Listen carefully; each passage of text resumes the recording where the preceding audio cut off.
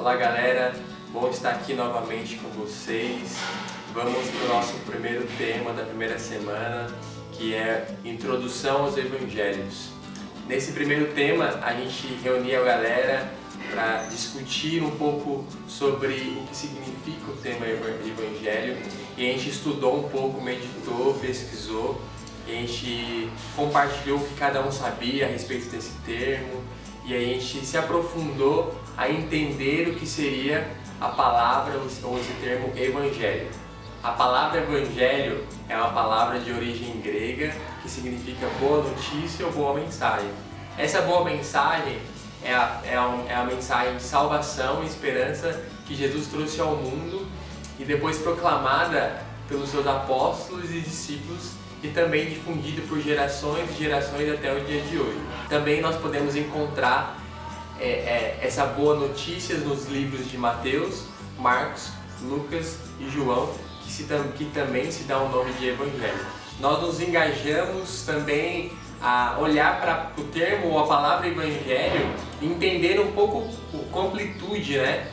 O que realmente significa Evangelho, essa boa notícia, o que se refere a essa boa notícia para nós cristãos, né? E nós entendemos que essa boa notícia não era só mais uma boa notícia que o povo daquela época poderia receber, ou nós, quando recebemos essa notícia, né? Mas é a única notícia boa que nós poderíamos receber, porque essa notícia consiste em dizer que nós estávamos destituídos de Deus, estávamos separados de Deus, que nós não poderíamos ir ao céu ou não poderíamos conhecer a Deus, estávamos desligados e por isso predestinados à ira de Deus, predestinados à condenação e à morte eterna.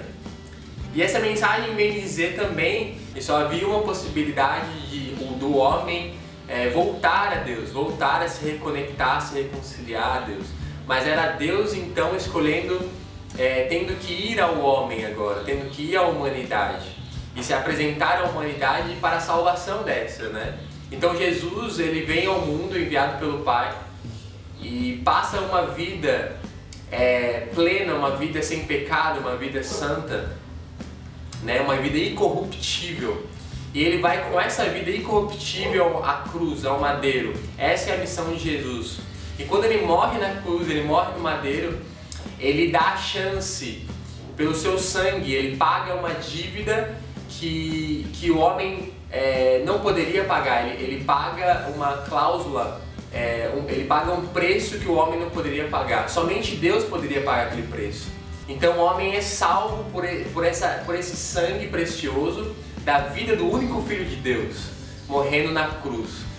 Então o homem agora ele pode voltar a Deus, ele pode se reconciliar a Deus, pode se relacionar com Deus.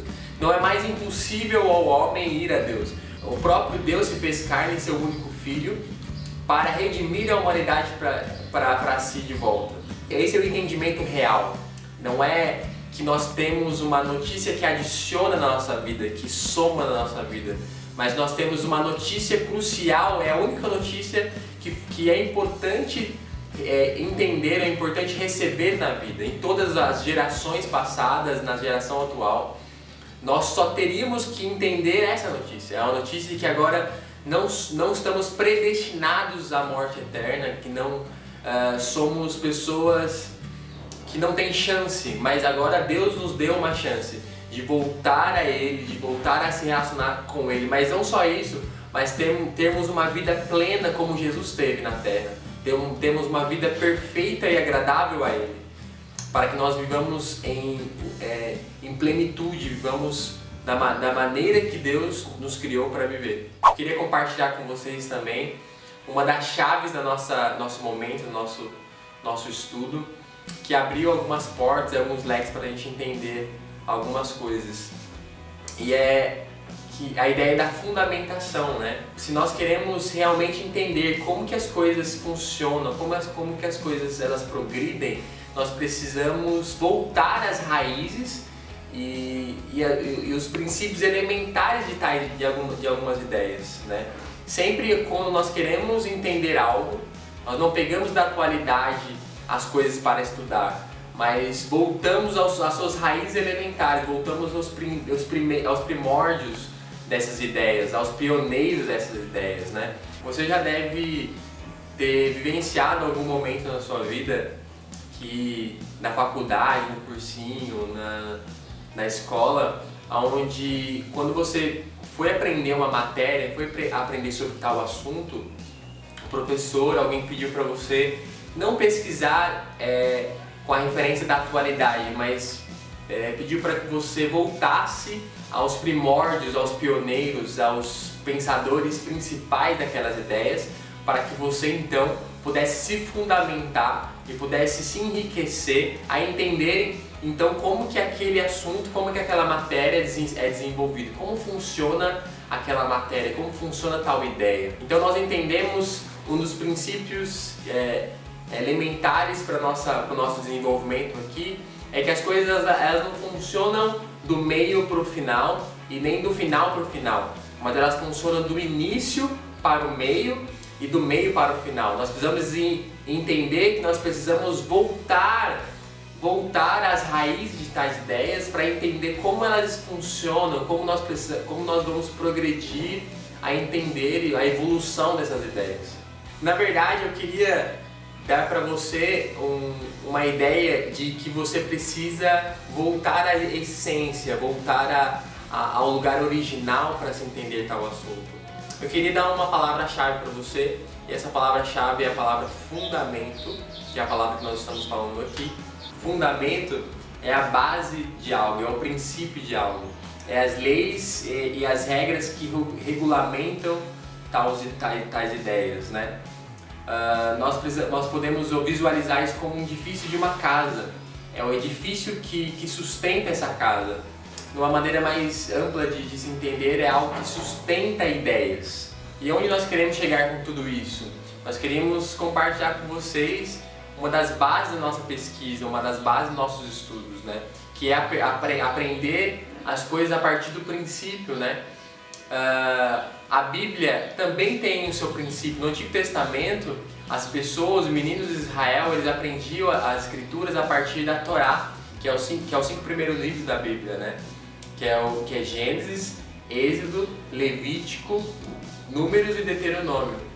Então nós entendemos também que o Novo Testamento, ele também tem a sua fundamentação, a base para que a gente consiga discernir e desenvolver uma capacidade plena de discernimento das Escrituras, do Novo Testamento e também do Antigo Testamento, é os Evangelhos.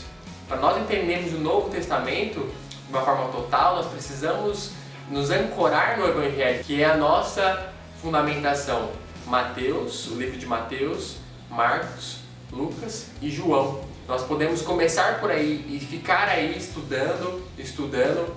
Então isso vai gerar em nós uma capacidade de desenvolver um potencial de discernir no Novo Testamento, como também no Antigo Testamento agora. Uma das informações que eu acho fantástica e que eu queria compartilhar com vocês é que nos livros do Evangelho, Mateus, Marcos, Lucas e João, esses livros são representados, na verdade, os autores desses livros são representados como figuras, né? E isso para nós é uma das coisas cruciais a se entender a revelação do Cristo. É como se cada figura que nós pudéssemos ver, ela representasse uma característica do Cristo, a característica do Filho de Deus. E todas essas figuras juntas, elas revelam uma totalidade da pessoa de Jesus. Isso nos dá a entender que quanto mais nós nos envolvemos a entender cada figura de Jesus nos Evangelhos, então nós vamos conhecendo Jesus de uma forma plena e total. O livro de Mateus representa Jesus leão, e leão representa reinado.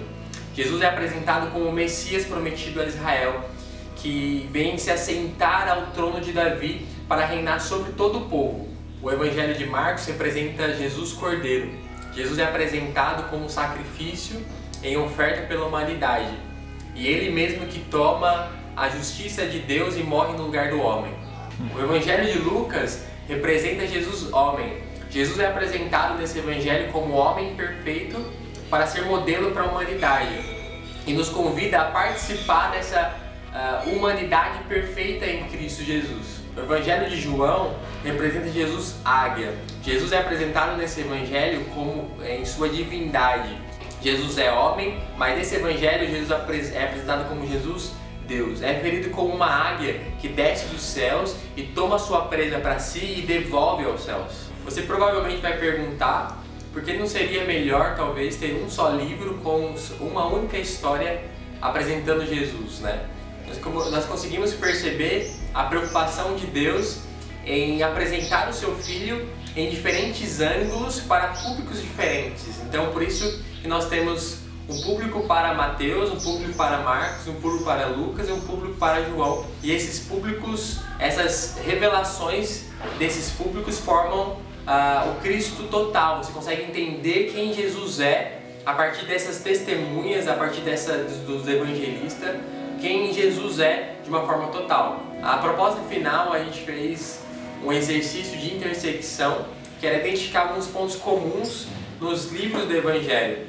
Por exemplo, a gente pegou alguns textos de Mateus, Marcos, Lucas e João e comparou esses textos comuns a perceber as suas diferenciações. O que ocorria em um texto que não ocorria no outro texto, no outro livro. Isso nos deu a perceber o cuidado de Deus em apresentar Cristo àquele público.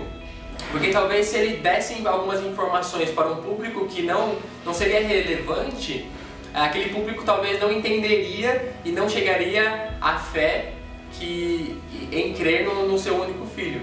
E isso foi muito importante para nós perceber. Se eu puder fazer esses exercícios, vai ser muito bom para a compreensão analítica de Deus em relação ao homem. Com tudo isso, nós pudemos perceber, nós pudemos compreender um pouco mais sobre o nosso Criador, sobre o nosso Deus e Pai, sobre a sua sofisticação, sobre a sua comunicação a nós, tão detalhada e tão sensível, para que nós compreendêssemos os seus planos. Isso para nós foi muito importante. Obrigado por estar com a gente nesse tempo, obrigado por ficar aqui conosco, estudando e aprendendo com a gente. Que você tenha proveito de todo esse conteúdo que foi passado aqui. Valeu, muito obrigado.